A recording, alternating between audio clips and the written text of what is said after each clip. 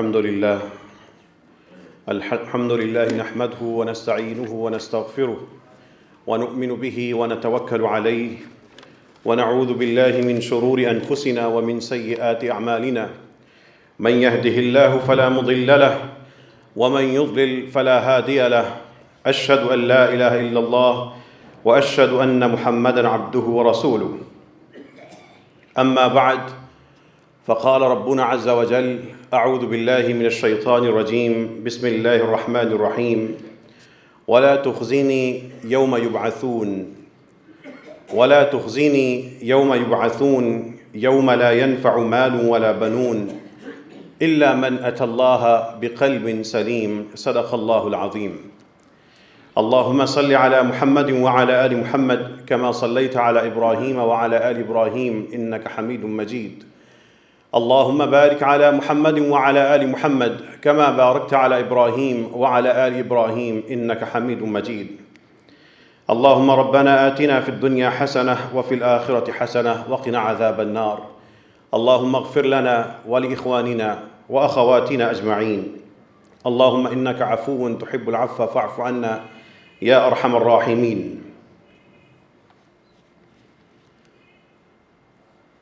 انسان کو سوچیں آتی ہیں، آپ کو بھی خیالات آتے ہوں گے، بہت سی سوچیں آتی ہوں گی، لیکن آج کا خطبہ کچھ ایسے خیالات کے بارے میں ہے جو آپ سے یہ پوچھنا ہے کہ کبھی آپ کو یہ خیال آیا، کبھی آپ کو یہ سوچ آئی، کبھی ذہن میں یہ خیال آیا اور جسم پہ ایک جھرجھری آئی۔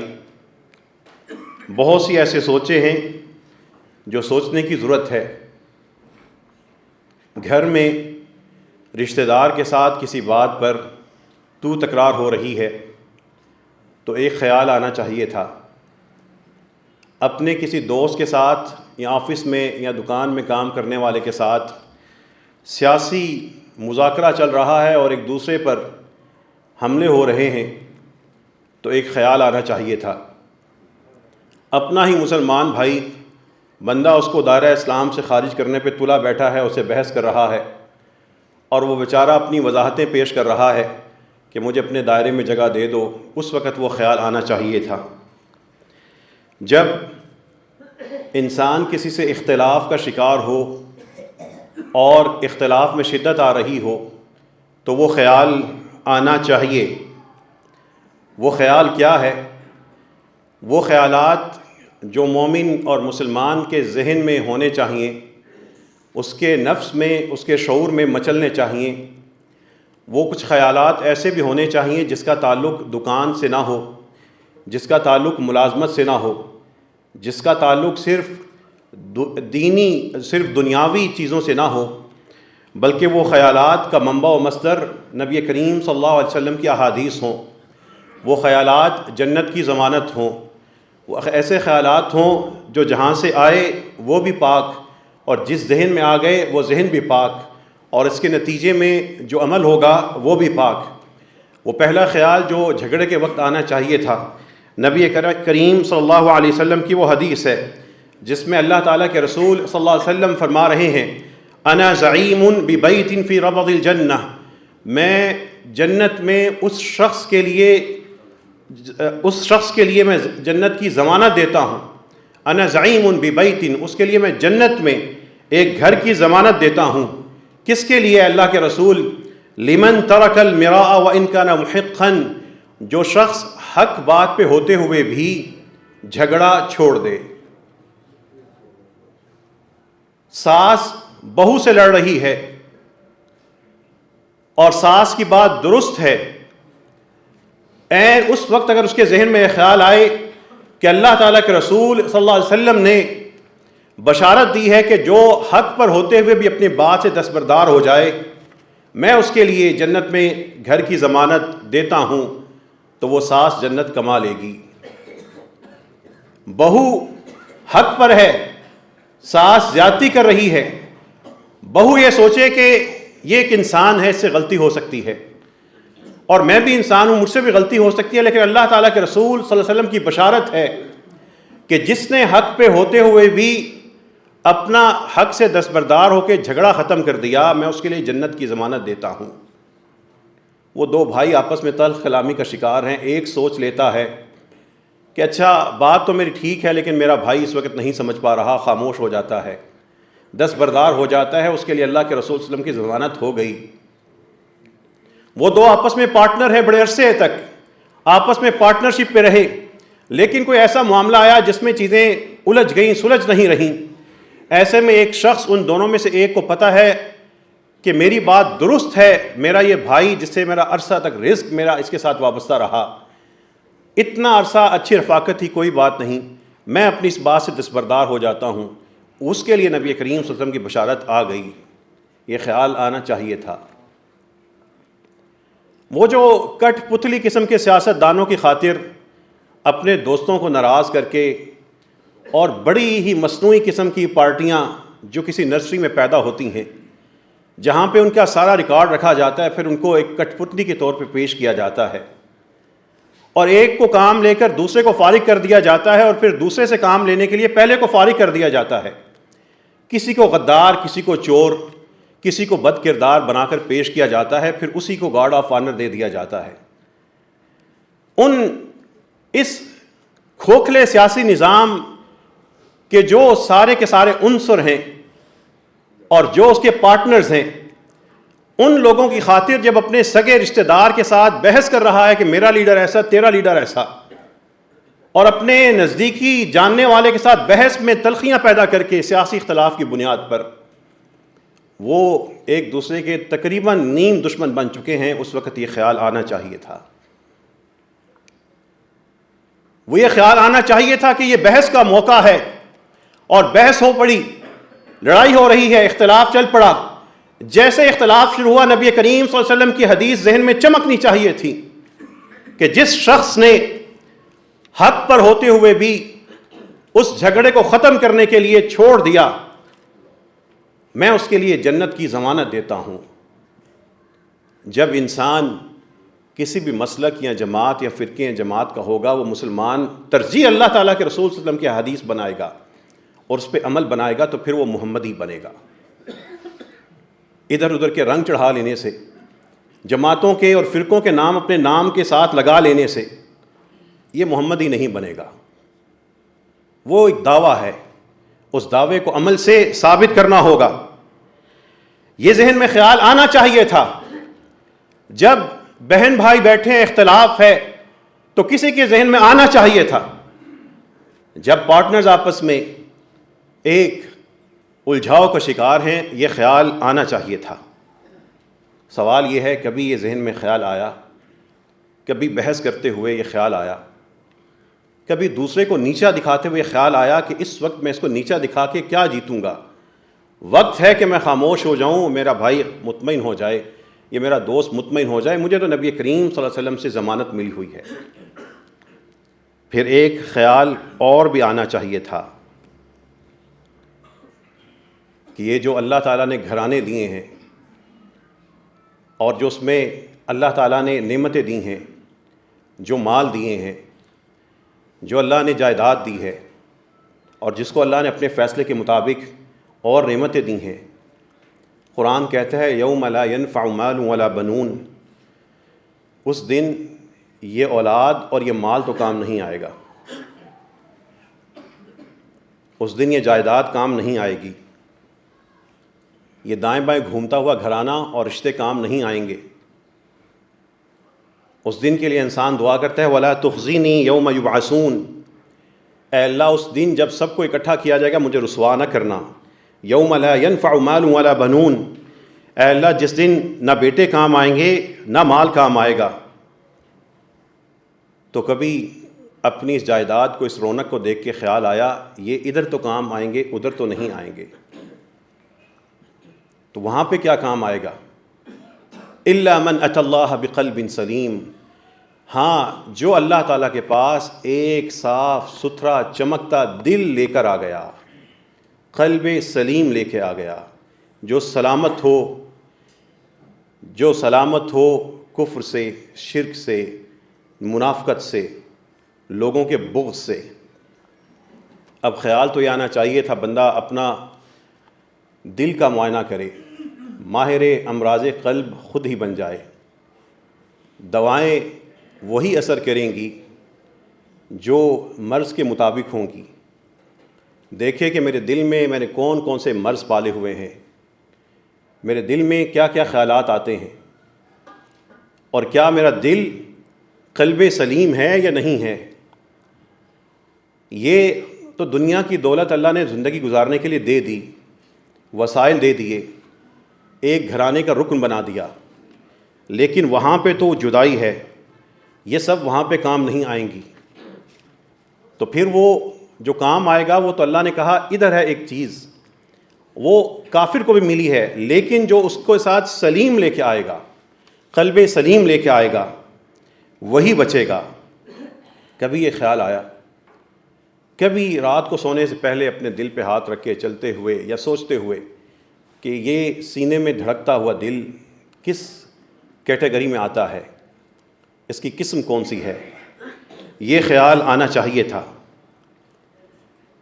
پھر نبی اکرم صلی اللہ علیہ وسلم کے تذکرے اور ان کی احادیث سنتے سنتے ایک زندگی ہے، گزر رہی ہے، اور اللہ کی بڑی نعمت ہے کہ گزر رہی ہے۔ ان کے بارے میں کبھی یہ خیال آیا کہ میں اللہ تعالیٰ کے رسول صلی اللہ علیہ وسلم کے قریب تر ہو کے بیٹھوں،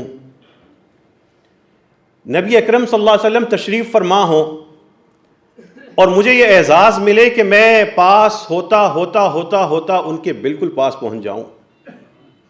کبھی یہ خیال آیا؟ اللہ تعالیٰ کے رسول صلی اللہ علیہ وسلم تو طریقہ بتا کے گئے تھے کہ جس کے دل میں یہ خیال آئے، جس کو میری اتنی محبت ملی ہو کہ وہ میرے پاس بیٹھنا اور میرے پاس اس کی نشست ہو، اس کا طریقہ بتا کے گئے تھے۔ کبھی سچ سچ بتائیے، کبھی زندگی میں یہ خواہش دل میں بسائی، کبھی یہ امنگ ذہن میں مچی کہ اللہ تعالیٰ کے رسول صلی اللہ علیہ وسلم تشریف فرما ہوں اور میں ان کے کچھ قریب ہوا ہوں اور قریب ہوا ہوں اور پھر میں ان کے پاس ہوتا جاؤں۔ سنیے اللہ تعالیٰ کے رسول صلی اللہ علیہ وسلم کیا فرما رہے ہیں، ان من احبکم الی واقربکم منی مجلسا یوم القیامہ، قیامت کا دن ہوگا، قیامت کا دن ہوگا، تم لوگوں میں سے جو مجھے سب سے زیادہ محبوب ہوگا اور میری نشست کے سب سے قریب اس کو نشست ملے گی، وہ کون ہوگا؟ احاسنکم اخلاقا، تم میں سے جو اچھے اخلاق والے ہیں وہ میرے پاس ہوں گے۔ اب بتائیے اپنے رویے کا جائزہ لیا کہ میرا یہ رویہ معیار ہے نبی کریم صلی اللہ علیہ وسلم کے ساتھ نشست کا اور نبی کریم صلی اللہ علیہ وسلم کے محبوب ہونے کا۔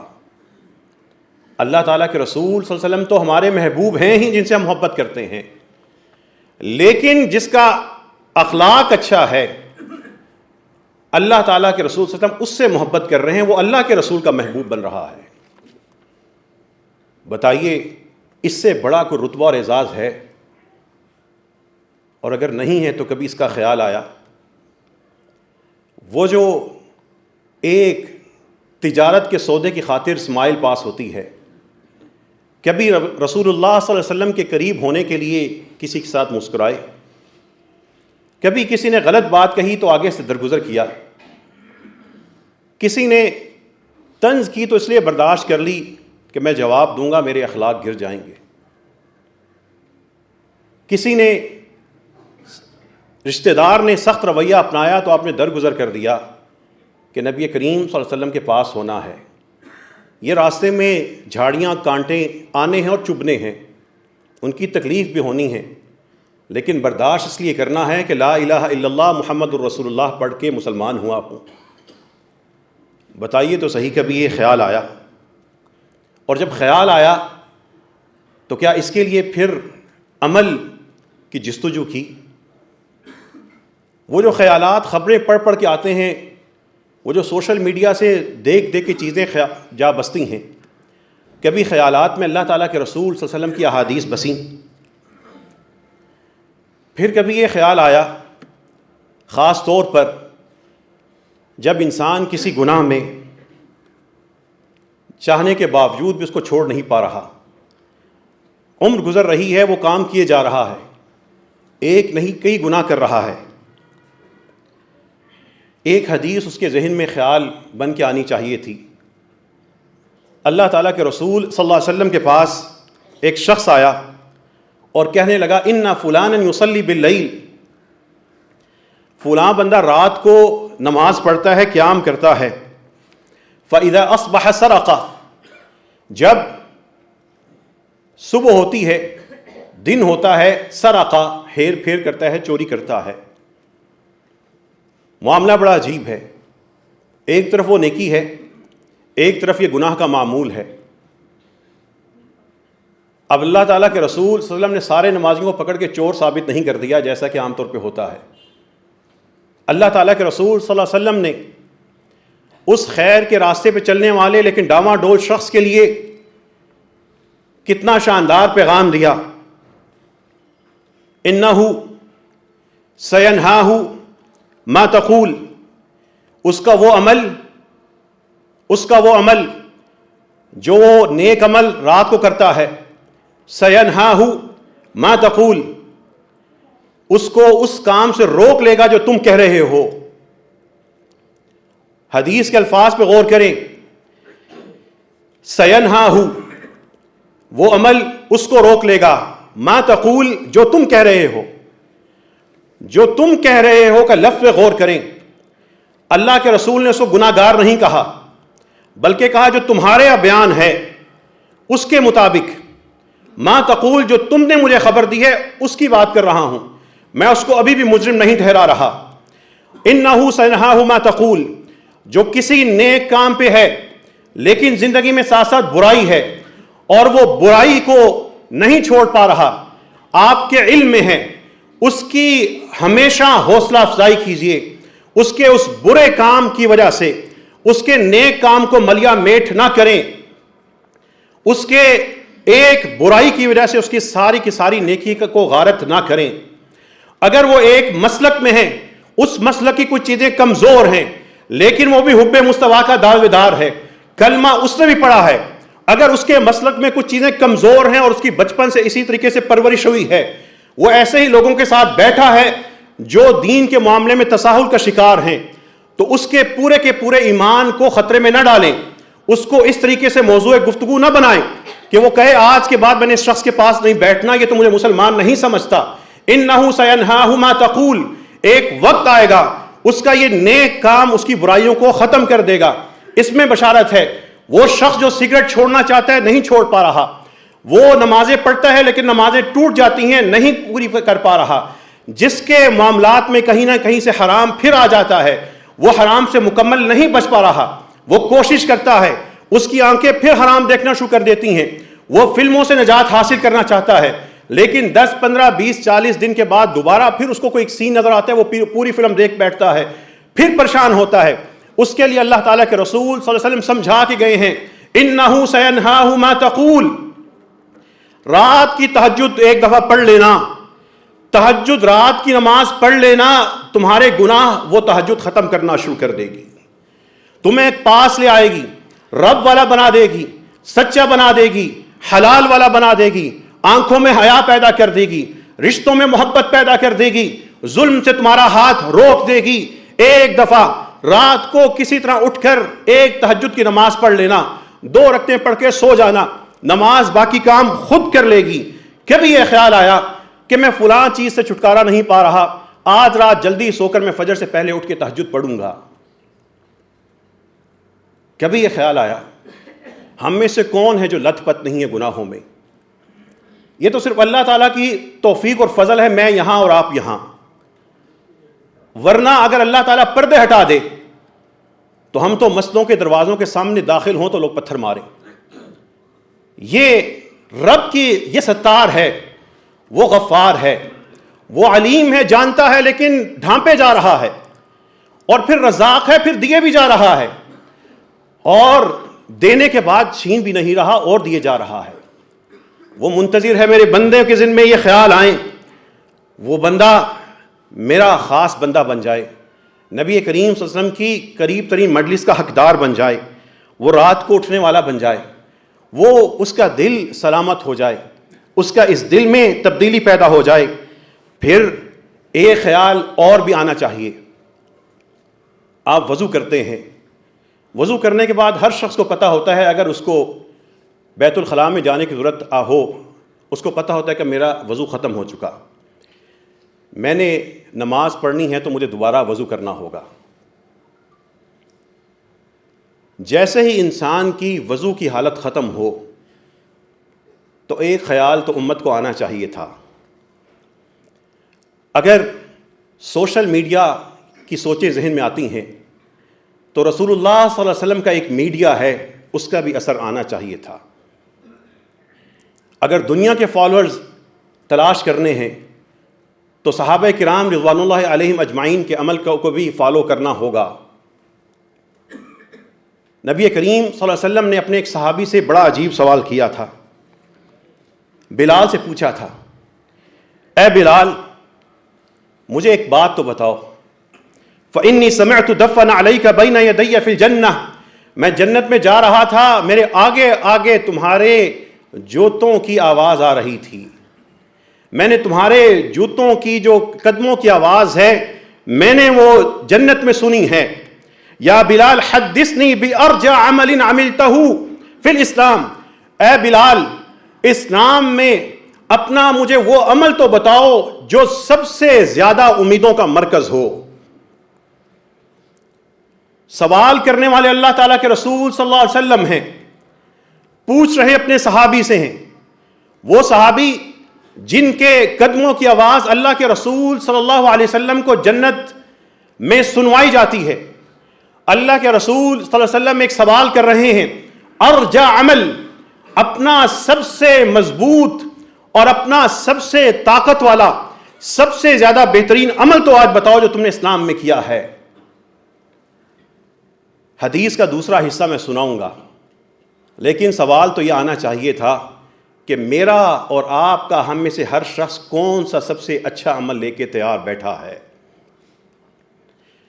اللہ تعالیٰ کے رسول صلی اللہ علیہ وسلم سمجھ کے کہ یہ عمل، یہ رتبہ، یہ منزلت کسی خاص وجہ سے ملی ہے، پوچھوں گا بلال سے، اس کا مطلب ہے انسان کی زندگی میں کچھ اعمال اور ایک عمل ایسا ہوتا ہے جو وہ لے کر محفوظ کر کے جب رب کے سامنے تنہا کھڑا ہوگا وہ ایک عمل بڑا مضبوط ہوگا، اس ایک عمل کی وجہ سے سارے کے سارے درجے پیچھے رہ جائیں گے، وہ ایک درجہ وہ ایک عمل کسی بہت بڑے درجے کا سبب بنے گا۔ بتائیے تو صحیح اپنی زندگی کے شب و روز میں کبھی یاد کیجئے میں نے فلاں جو عمل کیا تھا اس سے مجھے بڑی ہی امید ہے۔ ارجع عمل، وہ عمل جس سے سب سے زیادہ امید ہو، ارجع عمل جو سب سے زیادہ مضبوط ہو، ارجع عمل جو سب سے زیادہ شاندار ہو، ارجع عمل جو یادگار ہو، ارجع عمل جو پلڑے میں بڑا بھاری ہو، وہ عمل تو بتاؤ۔ بلال نے کتنی سادہ بات کی رضی اللہ عنہ۔ حضرت بلال رضی اللہ عنہ بڑی سادہ بات کر رہے ہیں، اے اللہ کے رسول صلی اللہ علیہ وسلم، دن ہو یا رات ہو، دن ہو یا رات ہو، جب بھی میں نے وضو کیا، جب بھی میں نے وضو کیا صرف 2 رکعت میں نے نماز پڑھ لیتا تھا۔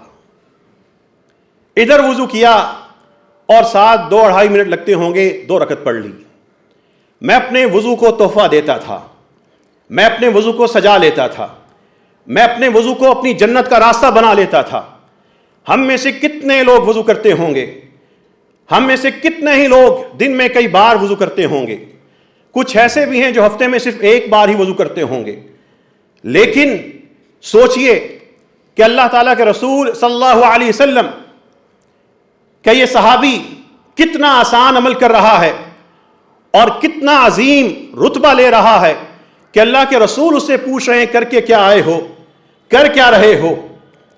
کبھی جب وضو کی حالت ختم ہوئی ہو تو خیال تو آنا چاہیے تھا کہ میں بھی امتی ہوں، مجھے بھی حدیث سنائی دی ہے، اور یہ خیال تو آنا چاہیے تھا میں بھی آج وضو کروں گا، ساری عمر نہیں بھی کر سکا تو آج تو کروں گا اور کر کے 2 رکعت پڑھوں گا۔ 2 رکعت میں وقت ہی کتنا لگتا ہے، یہ خیال آنا چاہیے تھا، اور یہ خیال آنا چاہیے۔ اے اللہ، ہم آپ سے یہ دعا کرتے ہیں کہ ہمارے ذہنوں میں نبی کریم صلی اللہ علیہ وسلم کی ان حدیثوں کو بسا دے۔ اے اللہ ہمارے خیالوں میں نبی کریم صلی اللہ علیہ وسلم کی تعلیمات کی روشنی عام فرما دے.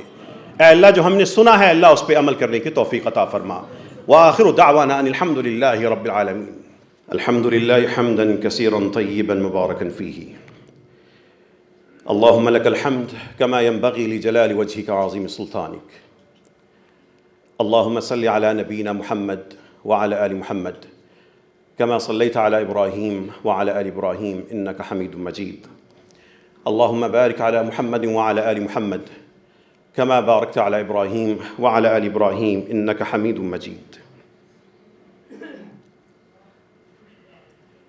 ماں کو دیکھ کر، گھر والوں کو دیکھ کر ایک خیال اور بھی آنا چاہیے تھا. یہ دنیا کا ساتھ ہے.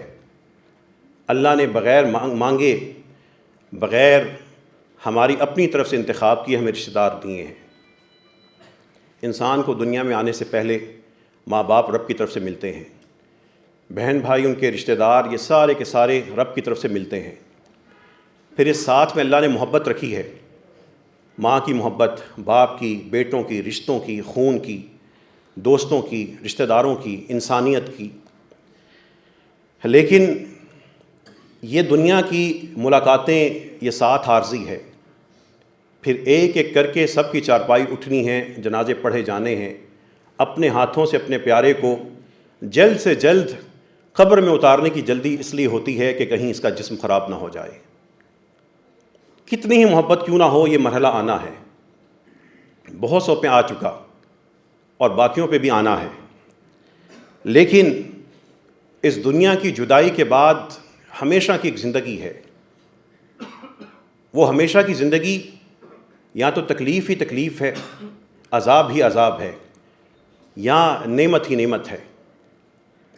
ایک خیال ہر شخص کو آنا چاہیے تھا، ہر شخص کو صبح و شام آنا چاہیے کہ قرآن کہہ رہا ہے والذین آمنوا واتبعتهم ذریتهم بإیمان الحقنا بهم ذریتهم وما ألتناهم من عملهم من شیء کل امرئ بما کسب رہین. جو ایمان لائے اور پھر ان کی اولادیں ان کے پیچھے پیچھے ایمان پہ چلتی رہیں. الحقنا بهم ذریتهم، ہم ان کے ساتھ ان کی اولادوں کو جنت میں ملا دیں گے. جن کی مائیں جا چکیں، جو ان کو اپنے ہاتھوں سے دفن کر چکے، ماؤں کے ساتھ ملاقات کا موقع باقی ہے. وہ جو باپوں کو اپنے سپرد خاک کر چکے، وہ پھر اکٹھا ہونا باقی ہے. وہ جن کے زندہ ہیں اللہ ان کی عمر دراز کرے، لیکن انسان کی منصوبہ بندی کا نقطہ دنیا نہیں آخرت ہونی چاہیے. دنیا کی سب آسائشیں اپنے گھر والوں کو زیادہ سے زیادہ دیں. دنیا زیادہ سے زیادہ کمانے کے لیے جو ہو سکتا ہے وہ کمائیں. رب نے دنیا پیدا کی ہے، کمائیں، لیکن صرف دنیا کے ہو کے نہ رہ جائیں. کمائی اس لیے کریں کہ عطا کر بے حساب خرچ کروں گا. اس لیے نہ کمائیں کہ عطا کر جمع کروں گا اور اسی کے ذریعے اپنی ہمیشہ ہونے کا شاید خواب دیکھوں گا. کوئی نہیں رہ سکتا. خیال یہ آنا چاہیے تھا، یہ میرے بہن بھائی، یہ میرے خاندان، ان کو میں نے جنت والا گھر بنانا ہے، جنت والے رشتہ دار بنانا ہے. پیار سے محبت سے بیٹھ کر ان کو کچھ نہ کچھ سمجھانا ہے. یہ خیال صبح و شام آنا چاہیے تھا. اور جب انسان گھر میں ٹی وی لگا ہو، ڈرامہ لگا ہو، سب بیٹھ کے دیکھ رہے ہوں، تو سوچنا چاہیے کہ ہم جا کدھر رہے ہیں، کر کیا رہے ہیں. جب ہمارے بڑی بڑی دکانوں میں جہاں سے اللہ ہمیں رزق دے رہا ہے، وہاں پہ حرام تصویریں لگی ہوں اور گاہکوں کو اٹریکٹ کرنے کے لیے، ان کو راغب کرنے کے لیے، رغبت دلانے کے لیے، بندے کو سوچنا چاہیے کہ ایک طرف اللہ رازق اور ایک طرف یہ بے پردہ عورت، میں کہاں چلا گیا. جب اس کو سود کے پیسے اکاؤنٹ میں ٹرانسفر ہوتے ہوں، اس کو یہ خیال آنا چاہیے تھا کہ میرا گھر کس طرف تھا اور میں جا کہاں رہا ہوں. جب بیٹیاں پورا لباس نہ پہنیں اور جب خواتین کے معاملات صحیح امہات المومنین کے مطابق نہ ہوں، تو بندے کو خیال تو آنا چاہیے کہ رب مجھ سے کیا چاہ رہا ہے اور میں کیا کر رہا ہوں. پھر قرآن کی ایک آیت کہتی ہے ما عندکم ینفد، جو تمہارے پاس ہے اڑ جائے گا، ینفد ختم ہو جائے گا. وما عند اللہ باق، اور جو اللہ کے پاس ہے وہ سدا باقی رہے گا. ما عندکم ینفد، جو تمہارے پاس ہے وہ ختم. وما عند اللہ باق، جو اللہ کے پاس ہے وہ سدا باقی رہے گا. بندے کو خیال آنا چاہیے تھا یہ تو ختم ہو کے رہے گا. ابھی جنازہ اٹھتا نہیں، وراثت تقسیم ہو چکی ہوتی ہے اور لوگ حساب لگا کے بیٹھے ہوتے ہیں. ابھی موت نہیں ہوتی، بندہ بڑھاپے کی طرف جا رہا ہوتا ہے، وارث تقسیم کر کے بیٹھے ہوتے ہیں. ما عندکم ینفد، یہ ختم ہو جائے گا. ابھی بندہ صحت کی حالت میں ہوتا ہے، جو نا خلف قسم کے لوگ ہیں وہ حساب لگا کے بیٹھے ہوتے ہیں کہ کب جائیں گے، ہمیں کیا ملے گا. یہ حقیقت ہے. ما عندکم ینفد، آپس میں لڑتے ہیں اور عدالتوں پہ خرچ کرتے ہیں، وہ ایسے ہی ختم ہو جاتا ہے. ما عندکم ینفد، جو تمہارے پاس ہے یہ ختم ہو جانا ہے. وما عند اللہ باق، جو اللہ کے ہاں ہے وہ سدا رہے گا. کبھی خیال تو آنا چاہیے تھا، ادھر تو جو سمیٹا ہے ادھر ہی ختم ہو جانا ہے. جو اللہ کے پاس ہے وہ کیا ہے، اس میں سے میرا حصہ کیا ہے. ادھر کا تو دنیا کو تو پتا ہے، جو اللہ کے پاس ہے اس میں سے میں کچھ سمیٹ لوں، وہ باقی رہنا ہے، وہ کیا ہے. اس کا جواب خود تلاش کیجئے. یہ خیال آپ سب کو آنا چاہیے. جو چند چیزیں اللہ کے ہاں انشاءاللہ تعالیٰ باقی ہیں اور اس مسجد رحمۃ اللہ عالمین کے نمازیوں کی اجتماعی کاوش سے باقی ہیں، ان میں سے چند آپ کی خوشی، آپ کو خوشی میں، نیکی کی خوشی میں شریک کرنے کے لیے کہ اللہ تعالیٰ کی توفیق سے اس مسجد کے نمازیوں کی طرف سے، اور جو لوگ بہت دور دور ہیں، بیرون ملک ہیں، ان کے تعاون سے 50 دل کے مختلف مساجد اور سیلاب سے متاثر علاقوں میں لگوا دیے گئے. 25 علماء کرام اور 25 بیوہ خواتین کے لیے گھروں کی چھتیں فراہم کی جا چکی ہیں. میں نے آپ کو پہلے 5 مسجدوں کی خوشخبری دی تھی کہ 5 مسجدیں تعمیر ہوئیں، مسجد رحمۃ اللہ عالمین کے نام سے تعمیر ہوئیں. آج 6ٹھی خوشخبری دے رہا ہوں، اللہ تعالیٰ کی توفیق سے 6ٹھی مسجد بھی مسجد رحمۃ اللہ عالمین کے نام سے بن رہی ہے. اس کے علاوہ 40 دیگر مساجد جو سیلاب سے برباد ہو چکی تھیں، انہی مسجد کے نمازیوں اور اس سے وابستہ افراد کے ذریعے ان کو بحال کیا گیا ہے. تقریباً 100 معذور بچے، بیوہ خواتین، یتیم بیٹیاں، ان کی کفالت اسی مسجد سے وابستہ افراد کر رہے ہیں. اسی طریقے سے جو بیت المال میں زکوٰۃ جمع ہو رہی ہے، ان کی جو مدد ہو سکتی ہے کیے جا رہے ہیں. اور ایک اور بڑی خبر کہ آج سے 10 جمعے پہلے میں نے آپ سے کہا تھا کہ ہم نے غیر مسلموں کے لیے بھی وہاں پہ بھوکے بیٹھے ہیں، بغیر چھت کے بیٹھے ہیں، ان لوگوں کے لیے ہم نے دسترخوان اور ترپالوں کا انتظام کیا تھا. اللہ تعالیٰ کی حمد و ثنا کے بعد میں آپ کو ایک خوشخبری دے رہا ہوں کہ اسی دسترخوان سے ایک گھرانے کے مسلمان ہونے کی خوشخبری آ چکی ہے. وہ لوگ الحمدللہ مسلمان ہوئے ہیں، اور تقریباً 8-9 خطبے پہلے میں نے یہاں پہ دعا کی تھی، اللہ ان کو توحید والا بنا دے. اللہ رب العزت نے آپ لوگوں کے تعاون کی وجہ سے آپ کو یہ خوشخبری بھی سنا دی ہے. کوٹ ادم میں ایک جگہ معذور ایک مزدور نے اپنی بیٹی کو گھر میں زنجیروں سے باندھ دیا تھا، تڑپتی تھی، اس کے پاس علاج کے پیسے نہیں تھے، اس کو وہاں سے بلایا گیا، اس کا یہاں پہ علاج کروایا گیا. علی میڈیکل سینٹر کے جو سینئر ڈاکٹرز ہیں انہوں نے تعاون کیا، شاندار اس کا علاج کیا گیا. انشاءاللہ تعالیٰ وہ بحالی کی طرف جا رہی ہے. کینسر میں مبتلا ایک بیٹی تھی، اپنے مزدور باپ کے ساتھ بیٹھی تھی، اور وہاں سے امام نے رپورٹ کیا، وہ اللہ کی توفیق سے 3 دن پہلے اپنے گھر میں منتقل ہو چکی ہے. اسی طریقے سے ایک بچہ جو مکمل طور پہ معذور تھا، پیدائشی معذور ہے، وہ ہل نہیں سکتا، اس کی جب ہمیں وہاں سے ویڈیو آئی، علماء کرام مسلسل وہاں پہ منٹوں کے حساب سے ہمیں ویڈیوز آ رہی ہیں مسجد رحمۃ اللہ عالمین میں.